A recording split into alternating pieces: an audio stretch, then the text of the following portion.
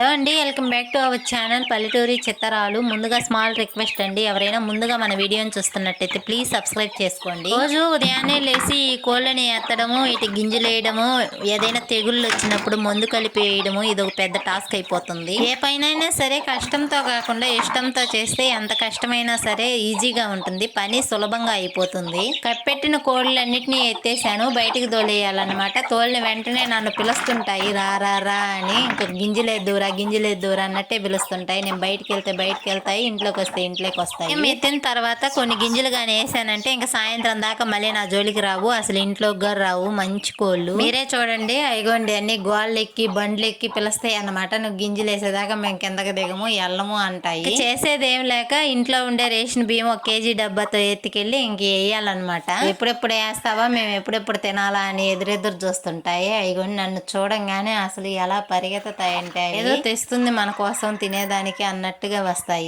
కోడిని పొదగేసాను కదా, ఆ కోడి అయితే చూడండి ఏం చేసిందంటే ముందు డకార్లో గడ్డి పెట్టి బాగా పొదగేసాను అనమాట.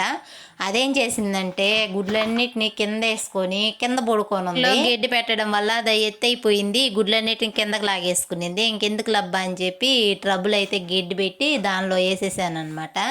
ఇంతకీ ఆ గుడ్లకి ఏం దెబ్బ తగలలేదు, పైకి మాత్రమే. లోపల ఏమన్నా దెబ్బ తగిలిందో ఏమో నాకే తెలియదు, చూడాలి, వెయిట్ చేయాలి. పిల్లలు చేసేటప్పటికి తెలుస్తుంది ఏమైంది ఏంది అనేది. దానికైతే తట్లోని గడ్డి తీసి ట్రబ్బులో వేసి గుడ్లన్నీ ట్రబ్బులో పెట్టి కోడిని మళ్ళీ ట్రబ్బులో పొదగేసాను. ఎన్ని పిల్లలు చేసింది ఏంటి అని తెలుసుకోవాలంటే మన ఛానల్ని తప్పకుండా సబ్స్క్రైబ్ చేసి పెట్టుకోండి. నేను అన్ని వివరిస్తాను మీకు, ఎన్ని పిల్లలు చేసింది, ఎన్ని గుడ్లు పాడైపోయాయి అన్ని కూడా. జీవులకి ప్రేమ ఎక్కువ అంటారు కదండి, అది అలా అనడమే కాదు, మనం నిజంగా పెంచితే తెలుస్తుంది దానిలో ఉండే అభిమానం ఎంతో, ఆప్యాయత ఎంతో అని. వాటిని సాగకపోయినా పర్వాలేదు, ఇబ్బంది పెట్టకండి.